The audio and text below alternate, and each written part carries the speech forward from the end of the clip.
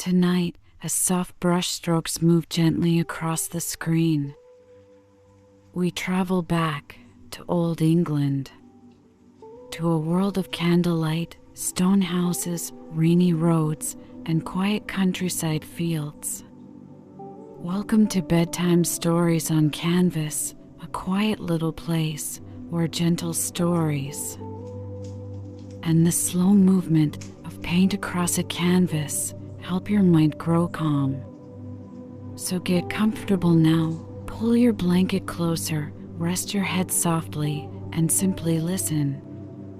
There is nowhere else to be tonight, only the story, the soft painting on the canvas, and the slow feeling of sleep beginning to arrive. So before we begin tonight's journey, take one small second to like the video and subscribe. Let's begin now. It is the year 1666, and across England, fear is quietly spreading. Far away in London, the Great Plague moves through the crowded streets, bringing sickness, silence, and uncertainty. People close their doors early. Church bells echo softly through cold air. Families whisper beside fireplaces at night, hoping the sickness will not reach them, and slowly, the disease begins moving northward through towns, villages, and busy roads. Because of the danger, the universities close their gates, students leave the busy cities behind, and return home to safer places in the countryside. Among those students is a quiet young man who travels north to his family home in Lincolnshire. At the time, almost nobody could imagine that this quiet student would one day change the world forever. The countryside of Lincolnshire feels peaceful, far away from crowded London. The air smells of grass, wet earth, and wood smoke. Fields stretch across the land, softly rolling beneath gray English skies. Small birds move through hedges, and gentle winds pass over the farms. It is the kind of place where life moves slowly. One calm afternoon, the young student sits quietly, drinking tea near the family home. The world around him feels still, no loud city noise, no crowded classrooms, only countryside silence. And then he notices something simple. An apple falls from a tree down to the ground. A small moment easy to miss, but for this young man, the moment stays in his mind. Why? He wonders quietly. Why do objects always fall downward? Why are things pulled toward the earth? What invisible force draws everything to the center of the world? The question drifts slowly through his thoughts, like soft clouds moving across the sky, and over time, that single thought begins to grow. Years pass quietly, not days, not months, but many long years, nearly 20 of them. And during those years, the young student studies deeply. He thinks, calculates, observes, and wonders about the universe itself. About the moon, about the stars, about why planets move through the heavens without drifting away into darkness. Slowly, piece by piece, he begins to understand something extraordinary. The same force that pulls the apple to the ground also guides the moon, the planets, and the stars above. One force, working everywhere, invisible, silent, constant. And eventually, the young student publishes his great idea, the theory of universal gravitation. For the very first time, the laws of gravity are explained clearly. And with those ideas, the worlds of mathematics, physics, and astronomy change forever. The quiet student from Lincolnshire becomes one of the most important thinkers in history. His name was Sir Isaac Newton. The man history remembers as Isaac Newton was born many years earlier, on Christmas Day, the 25th of December. In the year 1642, he was born at Woolsthorpe Manor, a countryside home south of Grantham, in Lincolnshire, in the East Midlands of England. At that time, England still followed the old Julian calendar. In many other parts of Europe, people already used the newer Gregorian calendar. So while England recorded Isaac's birth as Christmas Day, people on the continent would have called it the 4th of January. 1643, a strange little detail from history. The kind of detail that quietly disappears into time.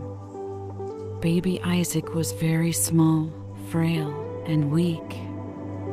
So small that many believed he would not survive.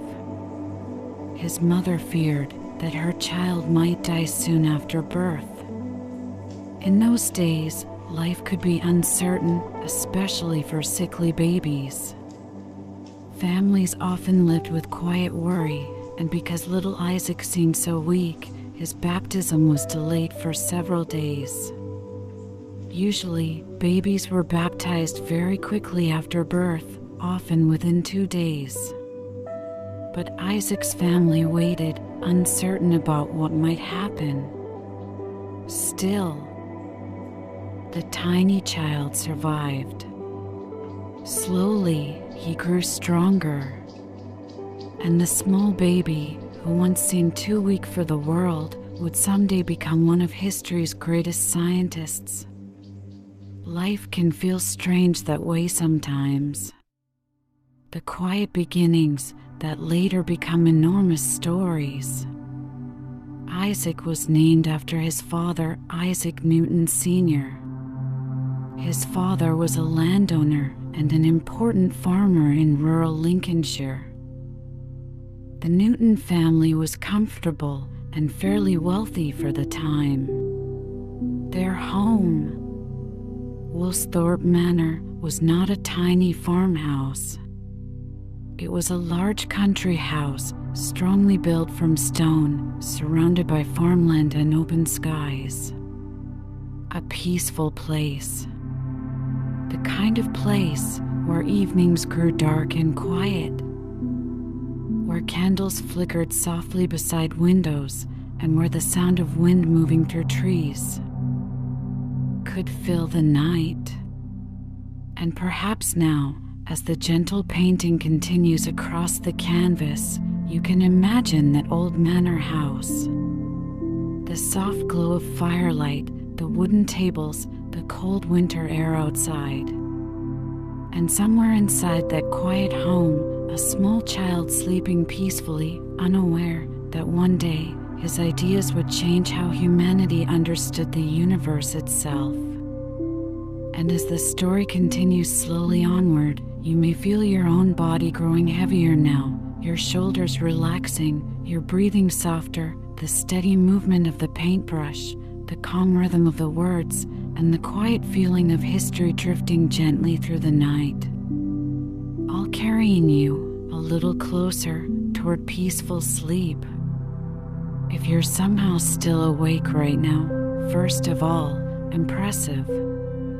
Second, you should probably like the video and subscribe, because that means the story is keeping you good company tonight. And while your eyes slowly get heavier, tell me in the comments, what time is it for you right now?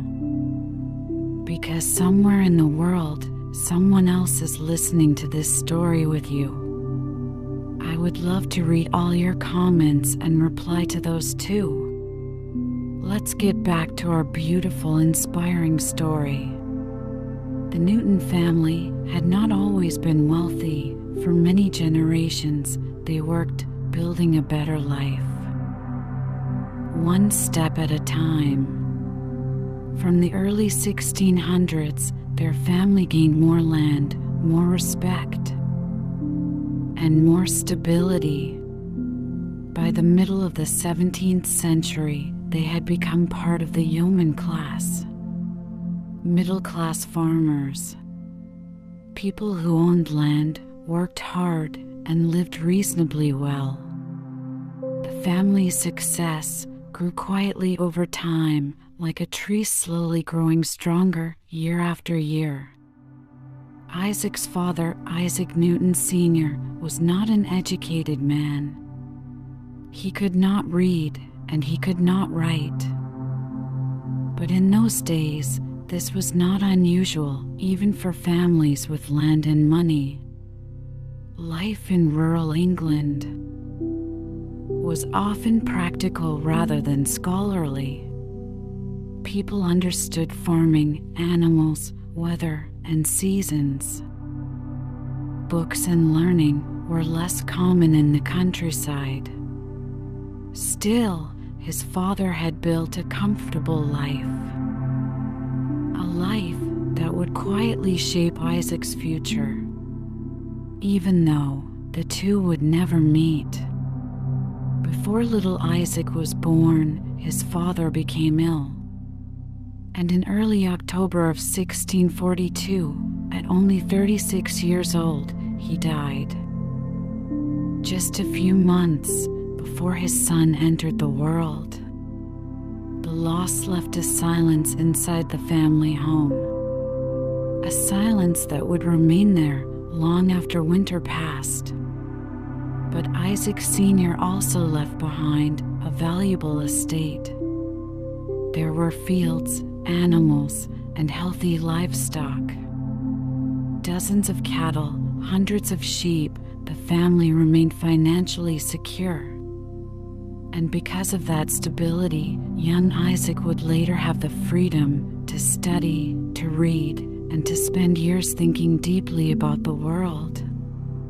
Without that family wealth, his life may have turned out very differently. Sometimes history changes through quiet circumstances, almost unnoticed at the time. The world outside can wait until tomorrow.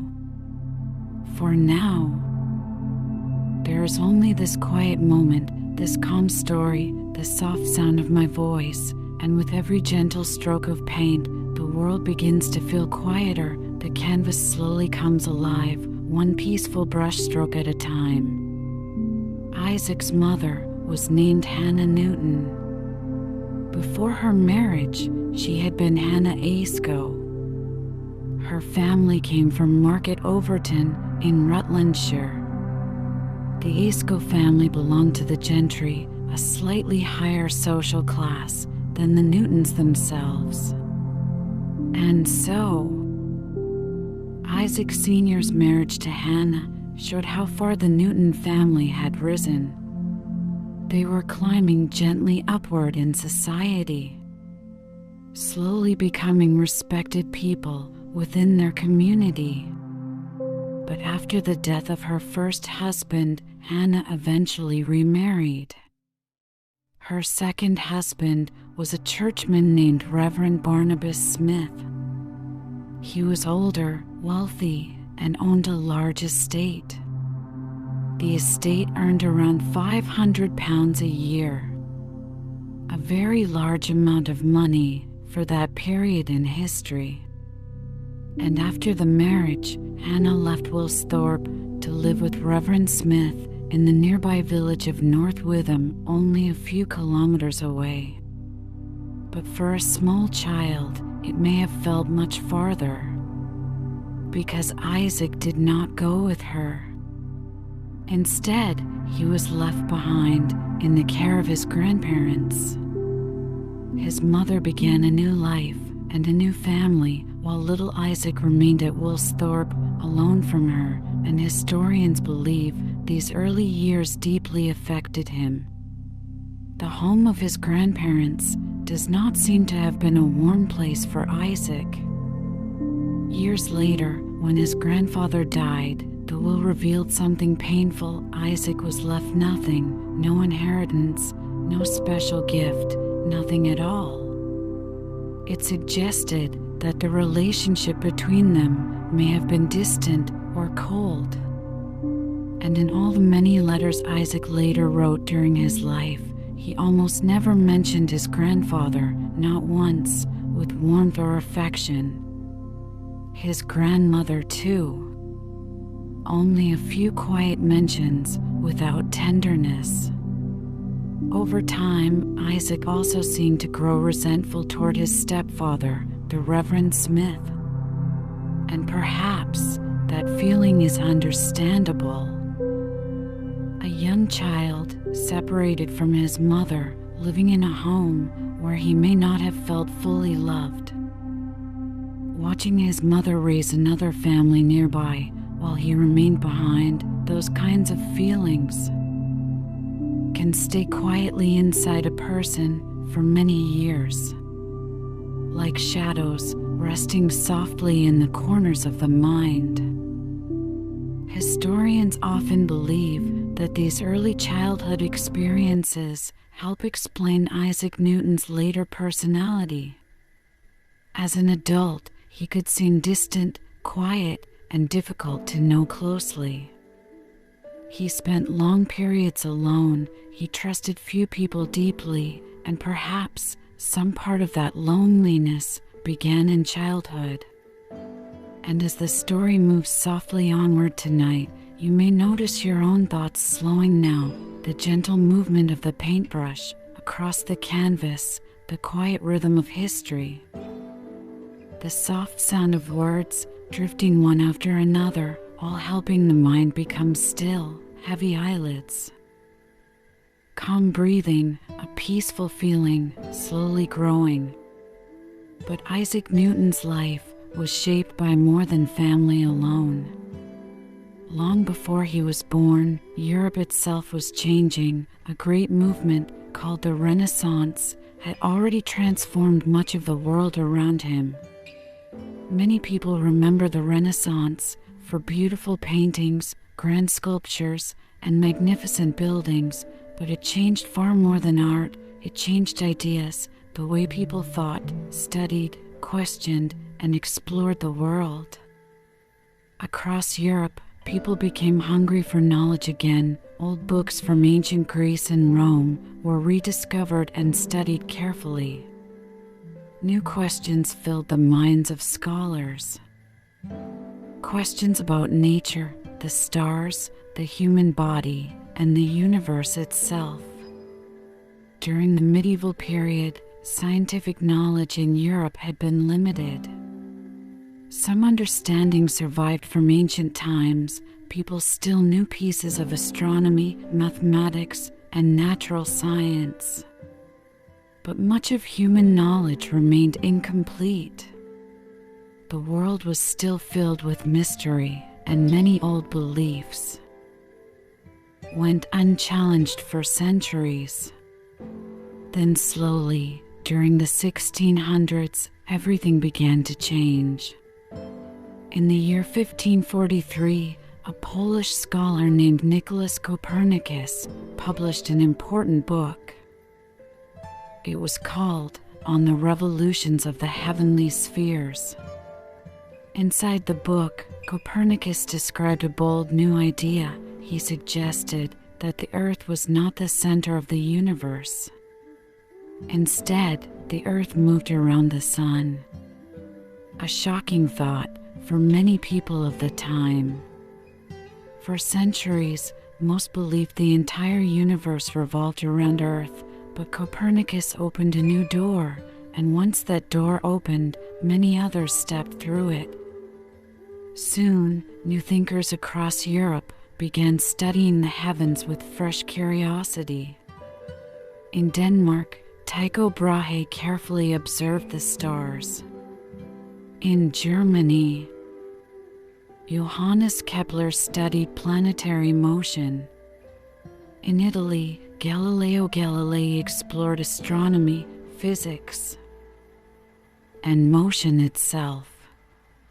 These men asked difficult questions, and unlike earlier generations, they searched for answers through observation, experiments, and mathematics. They also created new tools: telescopes, measuring instruments, devices that allowed humanity to look farther than ever before. And during this time, a powerful new idea slowly emerged: the scientific method, the belief that a person could study the world carefully, form an idea, test it through experiments, and discover truth through evidence and reason. This careful way of thinking would become one of the foundations of modern science. Though at the time, these early scientists often called themselves natural philosophers because they believed they were studying the natural order of creation itself. Some of these ideas went back even farther, all the way to ancient Greece. Long ago, Greek thinkers had imagined that everything in the world might be made from tiny invisible particles. They called these particles atomos, a word that later became atom. Even centuries later, those ancient ideas still echoed quietly through European thought, like distant voices traveling slowly through time. England joined this scientific awakening somewhat later than other parts of Europe, but eventually it became one of the most important centers of discovery. One early supporter of science in England was Sir Walter Raleigh, the famous courtier and explorer.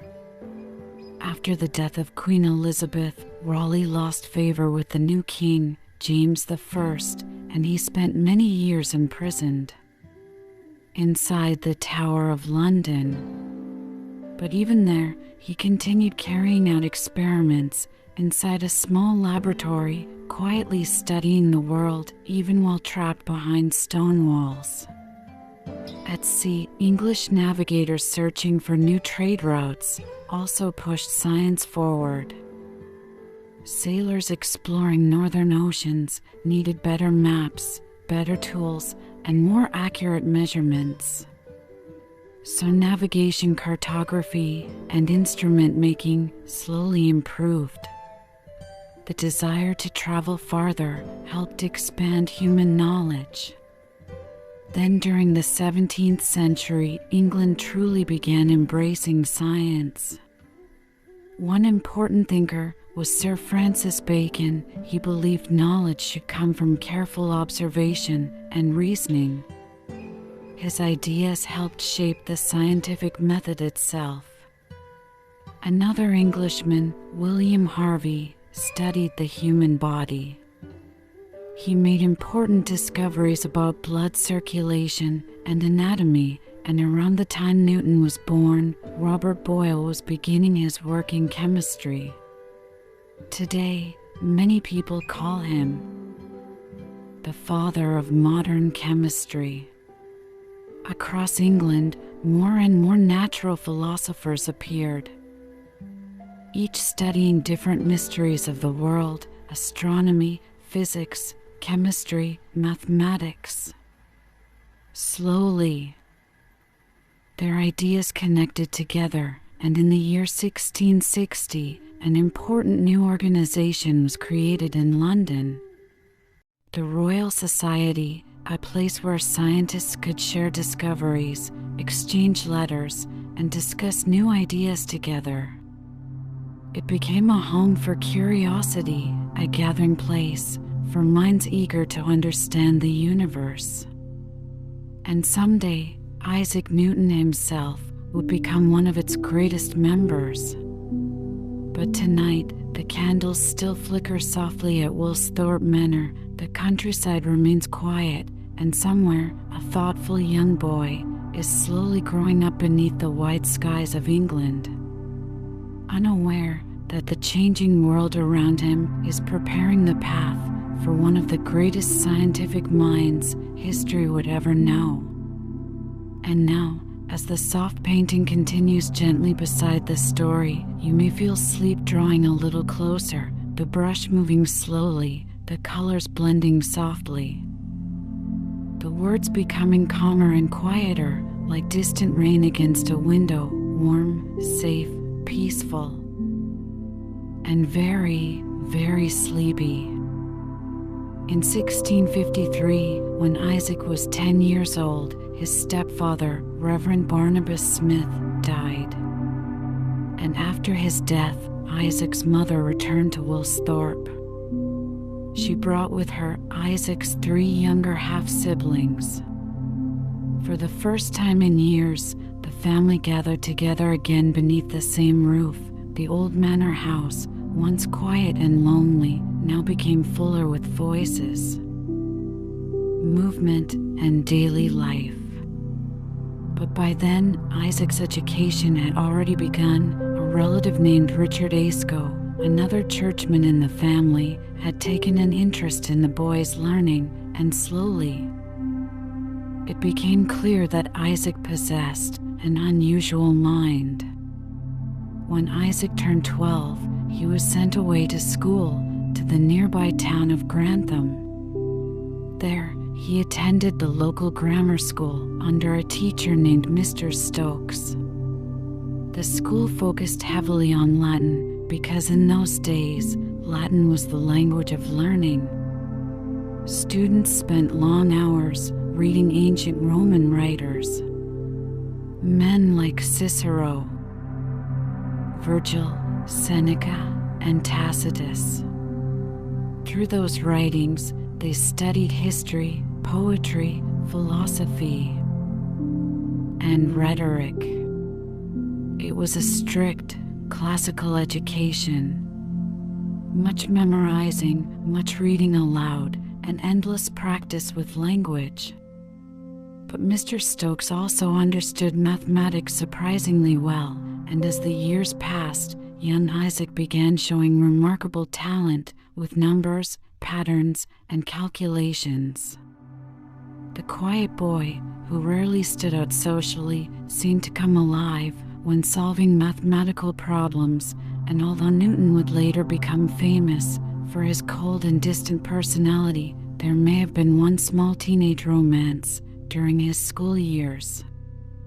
While staying in Grantham, Isaac lodged in the home of a man named Mr. Clark, and historians believe he may have formed a gentle affection for Mr. Clark's stepdaughter.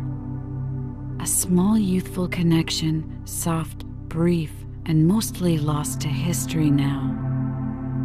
Because as an adult, Newton showed very little interest in romance or marriage. His mind seemed drawn elsewhere, toward books, questions, and the hidden laws of the universe.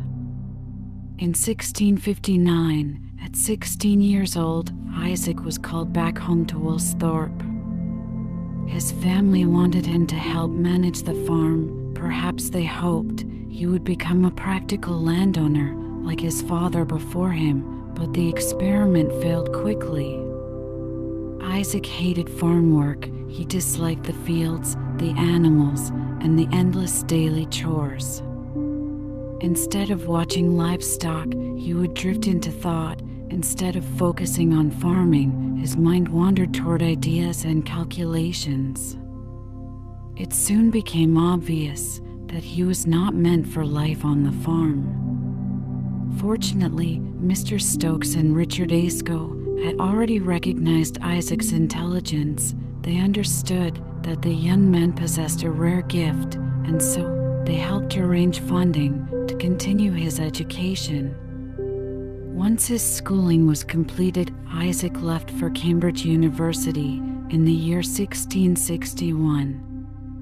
And there, his life would begin changing forever. Cambridge in the 17th century was an old world of stone buildings, cold halls, candles, and long academic traditions. Students walked narrow courtyards beneath gray skies and church towers. Books filled dusty shelves, voices echoed through quiet colleges, and somewhere among those students walked a young Isaac Newton. Thin, serious, quiet, and often alone. Because of his relatively modest background, Newton entered Cambridge as something called a subsizer. This meant he was expected to work while studying. He cleaned rooms, performed duties around the college, and earned his place through labor. Unlike wealthier students, he was not treated as an equal socially. He even ate separately from many others. And historians believe his mother may have refused to provide much financial support despite the family estate's wealth. So once again, Newton found himself somewhat isolated, but strangely, that isolation may have helped him. Without many close friendships, without social distractions, he focused more deeply on study. Hours alone with books, thoughts, and endless curiosity. One of Newton's early tutors was Benjamin Pauline. Through him, Newton studied the writings of Aristotle, the ancient Greek thinker who had shaped European learning for centuries. Aristotle was known mainly as a philosopher, but he had also studied nature, motion, animals, and the physical world. For a time, Newton followed the traditional curriculum carefully, reading the great thinkers of Greece and Rome, but before long, something changed. About halfway through his years at Cambridge, Newton began abandoning the older system of learning. His notebooks, which still survive today, show a sudden shift. He stopped focusing mainly on Aristotle, Plato, and the ancient classics.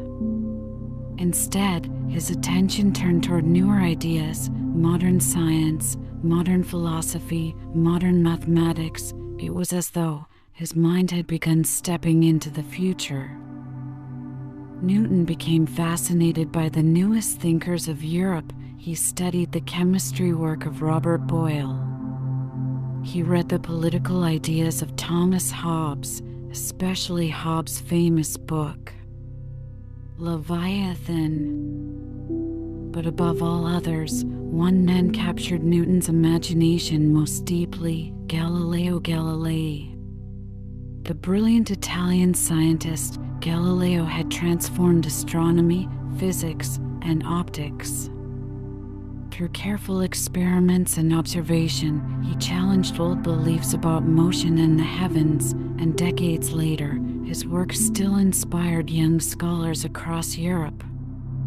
Especially one quiet student in England, Isaac Newton. As Newton read Galileo's work, he slowly began breaking away from the ordinary Cambridge curriculum. He started his own private investigations, his own calculations, his own experiments, mathematics, light, motion, gravity. The questions filled his notebooks endlessly, and perhaps tonight, as the soft paintbrush moves slowly across the canvas beside this story, you can imagine young Newton sitting quietly by candlelight. A wooden desk, sheets of paper, ink stains, cold air pressing softly against the windows, and a young scholar leaning silently over his notes late into the night. Then, just as Newton's education was nearing its end, England entered another time of fear. Late in 1664, a great comet appeared in the skies above southern England. People looked upward nervously in those days. Many believed comets were warnings from heaven, signs of disaster ahead, and soon their fears seemed to come true. In 1665, a terrible outbreak of bubonic plague swept across England. The disease had haunted Europe for centuries. Its worst outbreak, many years earlier, had killed millions during the Black Death. And now, once again, the plague returned. Cities became dangerous places. Especially crowded towns like London and Cambridge, people grew afraid of neighbors, crowds, and busy streets. There was no cure, no medicine, The only real protection was distance. So those who could afford it fled to the countryside, leaving cities behind in search of safety. During the terrible plague year of 1665, more than 100,000 people died in London alone. The streets grew silent. Doors remained shut, church bells rang constantly, and eventually, Cambridge University closed its gates.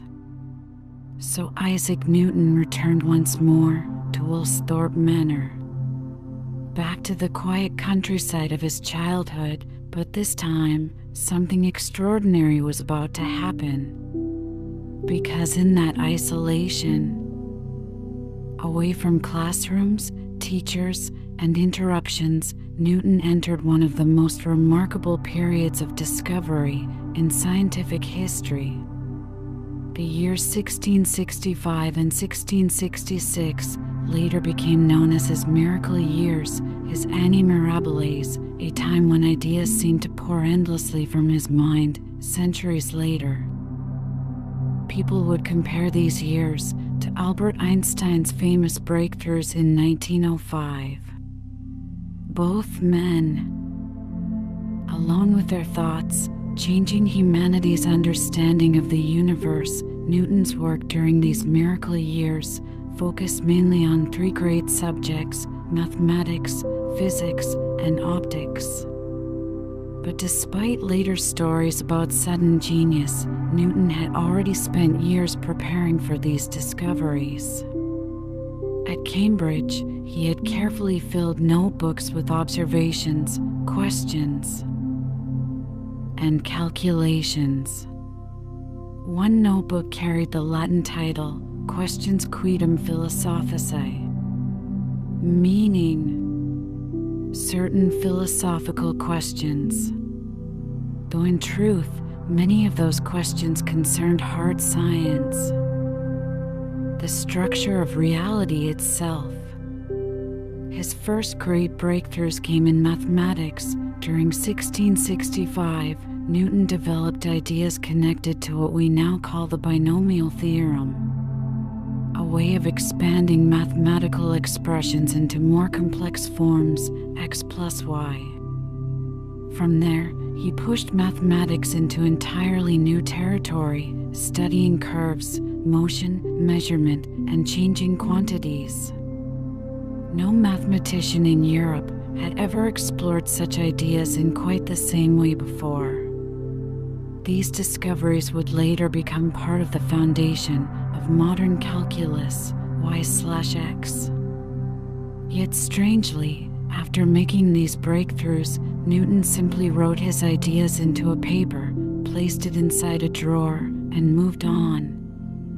He did not rush to publish them. He did not seek attention. For many months, he barely touched mathematics again. Instead, his mind shifted toward mechanics, motion, and gravity. Building on the work of Galileo and the philosopher René Descartes, Newton began studying how objects move, push, and collide. He realized that when objects interact, forces are exchanged between them. And through countless calculations, he slowly developed a new understanding of gravity itself. He concluded that objects attract one another, that the strength of attraction depends on size, mass, and distance, a huge invisible system governing the universe. One of the simplest ideas he formed became what we now call Newton's third law of motion. 1, 2 equals minus 2, 1. Every action has an equal and opposite reaction. Jump upward, and the earth pulls you back down. Push against something, and it pushes back against you. Simple words, yet part of a revolutionary understanding of motion. Over time, people created a famous story that Newton discovered gravity after watching an apple fall from a tree. Perhaps the tale became popular because it sounded simple and memorable.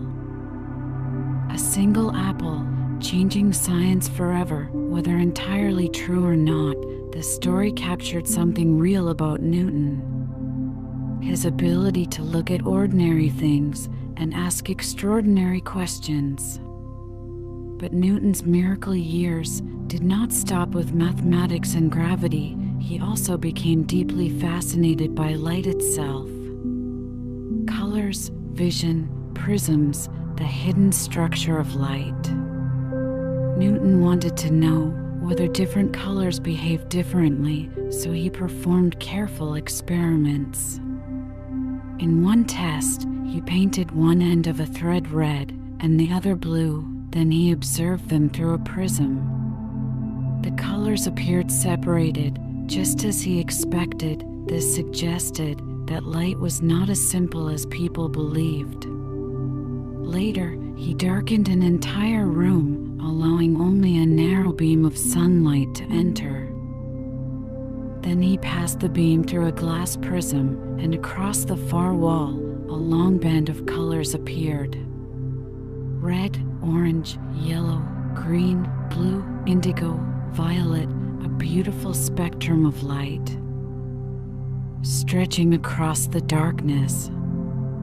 Newton realized something extraordinary. Light was not one single thing. It was made from many different parts. Different colors traveling together, what we now call the spectrum of light. White light spectrum of colors. Newton described tiny parts of light as corpuscles, small particles. And through these experiments, he transformed humanity's understanding of light itself. And somewhere tonight, as soft paint strokes continue moving slowly across the canvas, perhaps your own thoughts are beginning to drift gently now, the story becoming softer, the world quieter, your breathing calm and slow, like candlelight flickering peacefully in an old English manor, like rain falling softly beyond distant windows, and little by little, sleep drawing closer. So if this story is helping you feel calm tonight, leave a small comment. What kind of sleepy journey should we take next time? You can support the channel by liking the video and subscribing for more quiet nights like this. The discoveries Newton made about light during those quiet years at Woolsthorpe would echo far into the future. Centuries later, another brilliant scientist, Albert Einstein, would build upon some of these ideas, eventually helping humanity understand photons, tiny packets of light energy. It is remarkable to imagine. It was not until the spring of 1667 that life slowly began returning to normal in England.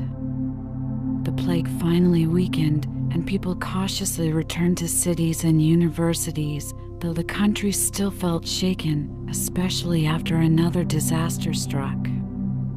The Great Fire of London in September of 1666, huge sections of the city burned, homes collapsed into ash, smoke filled the skies for days, and nearly 100,000 people were left homeless. Some camped among the ruins, others scattered across towns and villages, searching for shelter. England felt uncertain and exhausted, yet amid all that chaos, Newton quietly returned to Cambridge, bringing with him his notebooks full of extraordinary ideas. Back at the university, Newton earned election as a fellow, a position that provided him with a small salary and a place within the college. He began teaching students, tutoring quietly, and continuing his endless research. Little by little, he also started sharing fragments of his discoveries, but only in a very limited way. One example came through a mathematical paper he wrote called On Analysis by Infinite Series. Inside it, Newton described some of his new mathematical methods: 1 plus x plus x2 plus x3 plus midline horizontal ellipsis. But instead of publishing it widely, he simply handed copies to a few colleagues. A quiet, almost shy approach to revolutionary science. And many who received the paper probably struggled to understand the equations fully. Newton's ideas were often far ahead of the mathematics most people knew at the time. Still, word slowly spread through Cambridge. People began realizing that this quiet scholar possessed unusual brilliance. In 1669, Newton received an important appointment. He became the Lucasian Professor of Mathematics, a prestigious chair at Cambridge University. The position had only existed for a few years, having been founded through a donation from Henry Lucas. And Newton would hold the role for more than 30 years. Though eventually, he would spend much of his later life in London. The position itself was surprisingly gentle. Newton only needed to deliver one lecture each week during part of the year. And even then, very few students attended. In the late 17th century, mathematics and physics were not especially popular subjects. Sometimes Newton lectured to nearly empty rooms, quiet halls, cold wooden benches. A few students listening sleepily while one of history's greatest minds explained the hidden laws of the universe. But these lectures still served an important purpose. They gave Newton time to refine his ideas, to organize his discoveries, and to slowly make them easier for others to understand. He even built scientific instruments to demonstrate his findings: telescopes, prisms, glass rings showing patterns of light. Carefully crafted tools designed to make invisible ideas visible, and gradually his work began reaching beyond Cambridge. By 1671, the Royal Society in London had heard rumors of Newton's discoveries. The society invited him to share information about his work, and in January 1672, Newton officially became a Fellow of the Royal Society. This mattered greatly because during that era, scientists mostly shared discoveries. Through letters and personal correspondence, there were no modern scientific journals yet. Ideas traveled slowly from scholar to scholar across England and eventually across Europe, and through the Royal Society, Newton's name slowly became known far beyond Cambridge. Yet despite his growing reputation, Newton still published surprisingly little. Many of his most important discoveries remained hidden in private papers and notebooks. Sometimes years passed before he allowed others to see them. In fact, more than 20 years separated his great discoveries at Woolsthorpe from their final complete publication. Newton seemed far more interested in understanding truth than in gaining fame. As the years passed, another unusual thing about Newton became increasingly clear. He showed almost no interest in marriage or family life. In 17th century England, most men of his social position were expected to marry, have children, and improve their family status. But Newton never followed that path. He appeared deeply uninterested in romance or physical relationships. This later caused many people to speculate about his private life. Even friendships were difficult for him. Newton remained quiet, reserved, and deeply private. When he traveled to London in 1674, he surprisingly made no effort to meet many members of the Royal Society, even though he had exchanged letters with them for years. Instead, he quickly returned to Cambridge and continued writing to them from a distance. He preferred solitude, quiet rooms, books, experiments, and endless thought. As he grew older, Newton became slightly more social. But another hidden side of him also slowly emerged. His religious beliefs. Newton was a Protestant, like most English people at the time, but his views were highly unusual. He quietly rejected one of the central teachings of Christianity, the Holy Trinity, the belief in God the Father, Jesus Christ, and the Holy Spirit as one divine being. Newton privately disagreed with this doctrine, yet he rarely spoke openly about such beliefs, because in those days, religious disagreement could bring serious trouble. So his true views remained hidden, buried quietly within notebooks and private writings. And while Newton often worked alone, his scientific life slowly became filled with rivalries. Some were respectful disagreements, others became bitter and personal. One of his most important debates was with the Dutch scientist Christian Huygens. Huygens was already famous across Europe long before Newton became well known. He had discovered Titan, the largest moon of Saturn, and like Newton, he studied optics and light, but the two men disagreed deeply about what light actually was. Newton believed light behaved like particles, tiny corpuscles, light as particles. Huygens believed light traveled as waves, light as waves. For years, the debate continued across Europe, letters, arguments, theories competing quietly through scientific discussion. And strangely enough, both men were partly correct.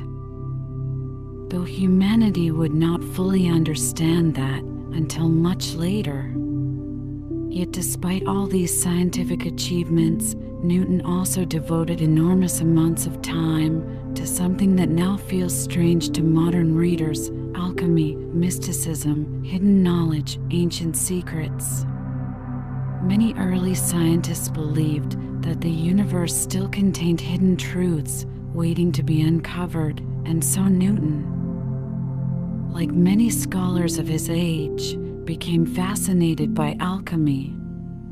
Alchemy was the ancient search for the philosopher's stone, a legendary substance believed capable of turning ordinary metals into gold. It blended chemistry, mysticism, religion, and strange symbolic ideas together, and surprisingly, many famous scientists explored it seriously: Copernicus, Kepler, Galileo, Francis Bacon, Robert Boyle, all showed interest in alchemical thought.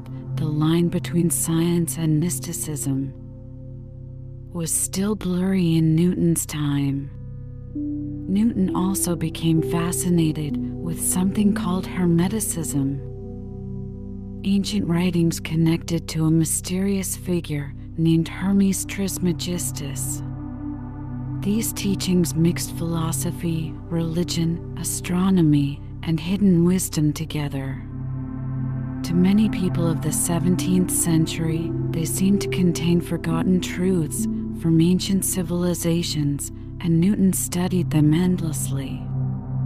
Visitors entering Newton's study might have seen scientific instruments besides strange chemicals, glass containers, powders, metals, flasks bubbling softly over heat, books filled with coded symbols, pages of mysterious notes, because alongside physics and mathematics, Newton spent years conducting alchemical experiments, searching for hidden transformations in matter. As early as the 1660s, he carefully studied large collections of alchemical writings. One important work, called Theatrum Chemicum, became especially influential to him. He read page after page while continuing his scientific research, and by 1670 his studies had become serious enough that he wrote his own alchemical treatise, The Vegetation of Metals, a text about transformation, change, and hidden processes within materials. His interest in hidden knowledge also extended into ancient history. Newton became fascinated by Atlantis, the legendary lost civilization described by Plato. He studied ancient kingdoms, Egypt, Babylon, Persia, and Greece, trying to uncover patterns, timelines, and forgotten truths. At the time, modern archaeology did not yet exist. Much of ancient history still felt mysterious and uncertain, and Newton believed that ancient civilizations may have possessed lost knowledge humanity had forgotten. He also became deeply interested in biblical prophecy, especially the Book of Daniel, an ancient text describing visions of the end of the world. Newton studied these writings intensely and eventually attempted calculations about when the world itself might end. His conclusions suggested dates like 2034 or perhaps 2060, a strange thought to drift quietly through tonight's bedtime story. Though thankfully, those years still remain uncertain mysteries. Newton also studied the Temple of Solomon, wondering whether ancient sacred buildings contained hidden mathematical knowledge. To him, science and ancient wisdom were deeply connected. The universe itself felt like a giant puzzle filled with clues waiting to be uncovered. Thankfully for history, Newton never fully abandoned natural philosophy. Instead, he continued balancing science with his secret interests in alchemy, and during the 1680s, he finally began organizing decades of discoveries into one monumental work, a book that would change science forever. The title was long and formal, Philosophiae Naturalis Principia Mathematica, or in English, The Mathematical Principles of Natural Philosophy. Most people simply call it the Principia. Finished in 1686 and published in 1687, the book gathered together many of Newton's greatest discoveries.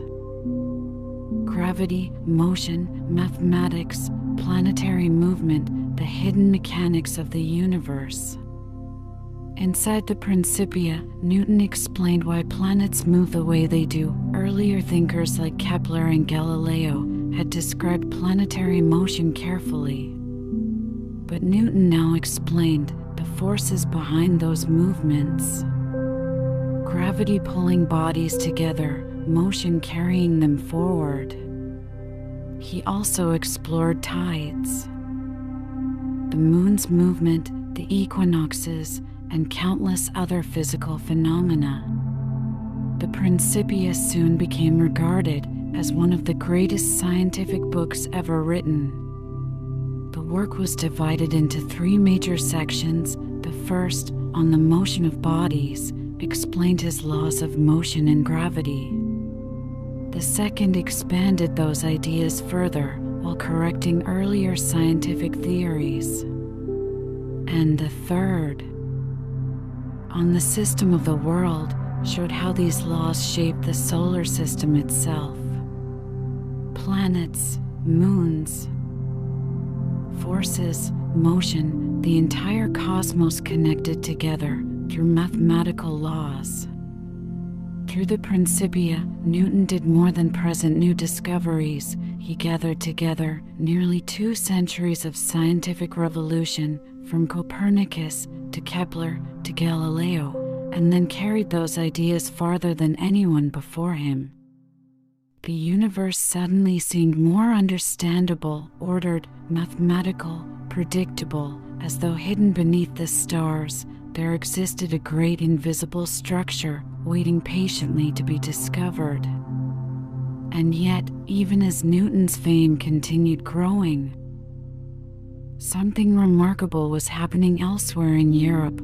Far away in Germany, another brilliant mind was independently reaching many of the same conclusions. A man whose name would soon become forever linked with Newton's own, but that is a story for the next quiet chapter.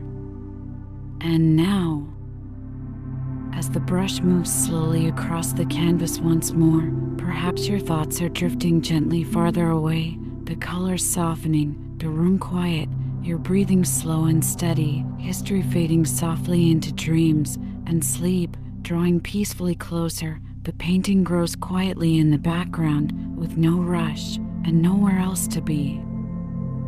Far away from England, in the German city of Leipzig, another remarkable mind was growing. His name was Gottfried Wilhelm Leibniz.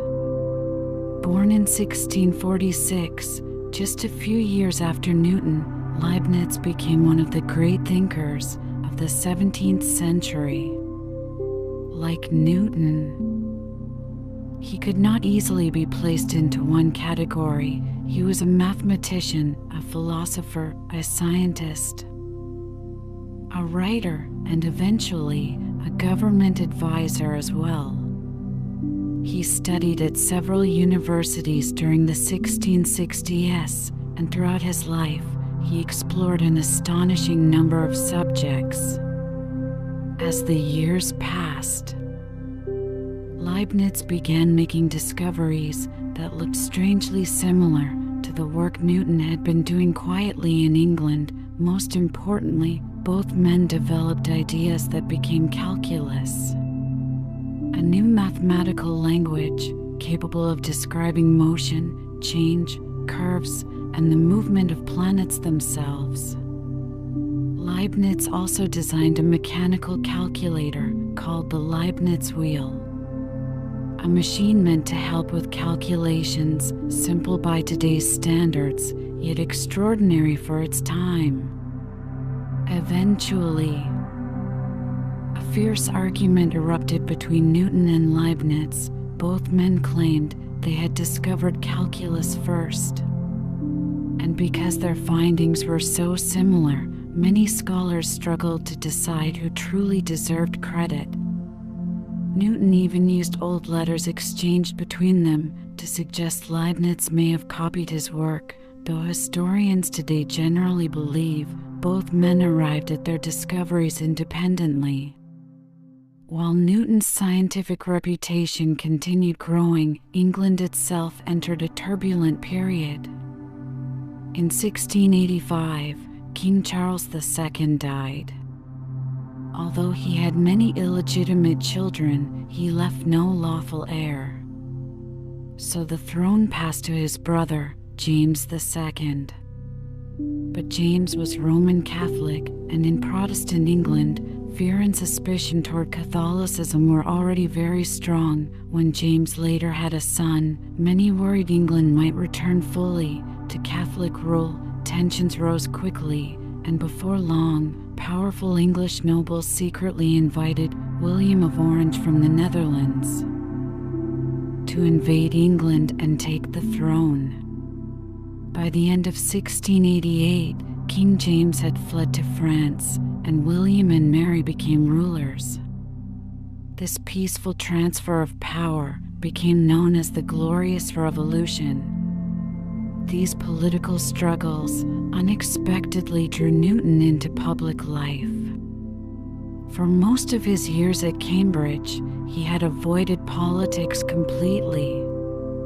But James II attempted to place Catholics into powerful positions within the university. Newton strongly opposed this, not only because of religion, but because he feared political control over the university itself.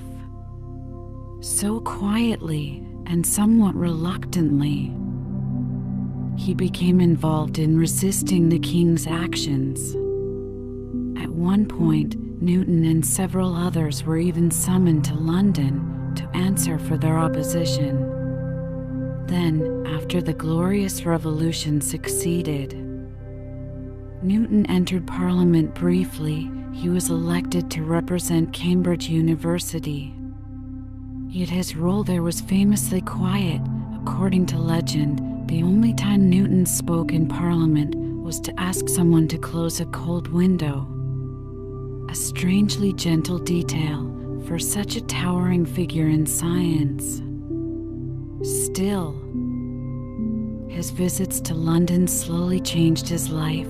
His social circle widened slightly, and he developed a friendship with the philosopher John Locke, a major thinker whose work explored knowledge, understanding, and the human mind.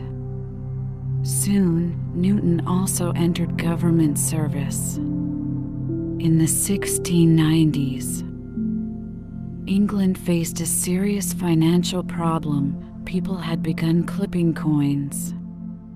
Tiny pieces of silver were cut from the edges of coins in circulation. One coin alone gave very little silver, but thousands together could create a fortune. The practice spread rapidly, and the government desperately needed solutions. Newton was consulted, and shortly afterward, he was appointed Master of the Mint in 1696. This became one of the most demanding jobs of his entire life. Newton supervised a massive recoinage operation. Old coins were collected, melted down, and replaced with newly designed ones that were harder to tamper with. Millions upon millions of coins passed through the mint during these years. And surprisingly, Newton proved to be an excellent administrator. Organized, precise, relentlessly focused.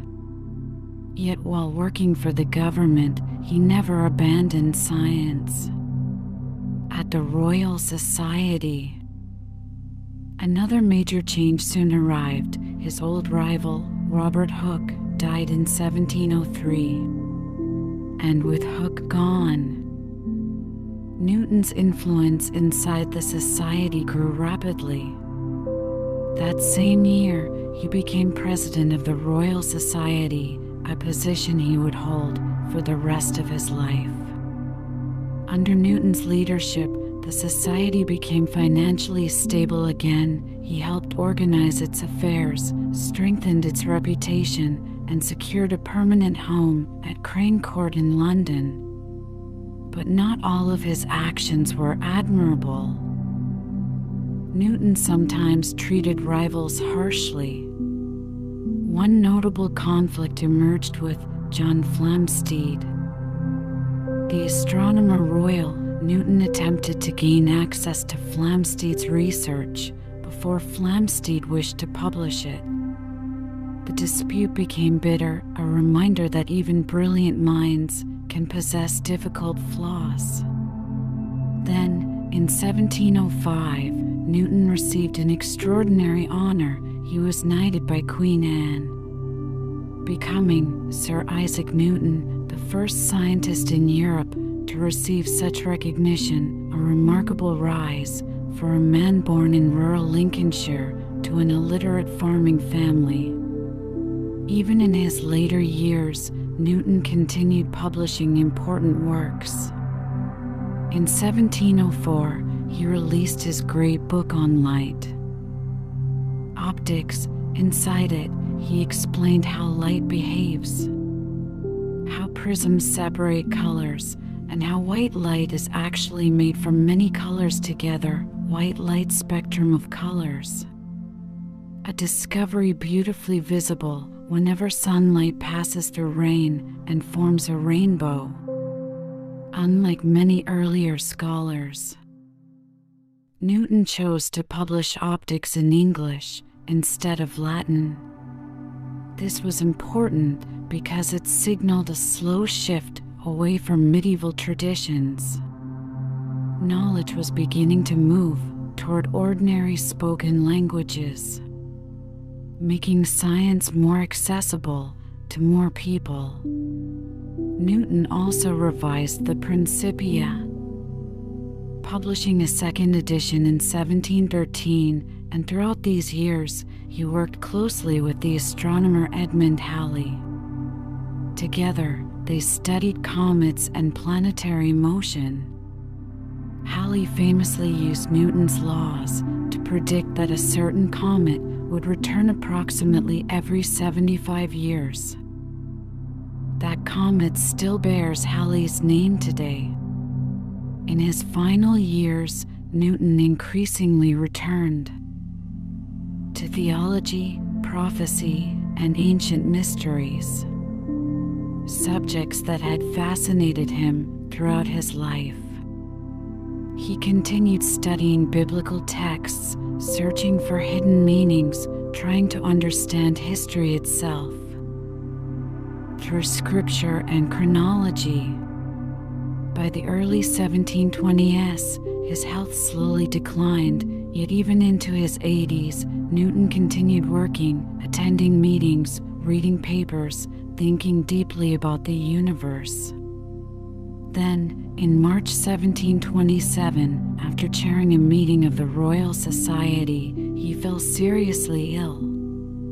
And only weeks later, Sir Isaac Newton died at the age of 84. An exceptionally long life for that period in history. He was buried in Westminster Abbey among kings, queens, poets, and national heroes. A quiet farm boy from Woolsthorpe laid to rest among the greatest figures of England. During his own lifetime, Newton was already treated almost like a legend. In many ways, his fame resembled the admiration people later felt for Albert Einstein, yet over time, scientists also revised Newton's theories. Because science itself never truly stands still. Newton explained gravity brilliantly, but later discoveries revealed deeper complexities, black holes, relativity, quantum mechanics, entire new frontiers of understanding, and just as Newton expanded upon earlier thinkers, future generations expanded upon Newton. What makes Newton's story especially remarkable is where he began, a rural child, born into uncertainty, raised amid family tension, with no tradition of scholarship surrounding him. His father had been illiterate, several relatives as well. Nothing in his background strongly suggested that he would become one of history's greatest thinkers, and yet, through curiosity, solitude, discipline, and relentless thought, he transformed humanity's understanding of the universe itself. Yet Newton also reminds us that genius can be complicated. He was brilliant but distant, curious but secretive, capable of extraordinary insight and difficult rivalries alike, a man searching constantly for hidden truths, whether in mathematics, alchemy, ancient history, or the stars above. And now, as tonight's story slowly reaches its end, perhaps the canvas beside you has become softer and quieter too, the paintbrush moving gently, colors blending slowly into one another, your thoughts becoming lighter, more distant, more dreamlike. Thank you for spending this peaceful evening here on Bedtime Stories on Canvas.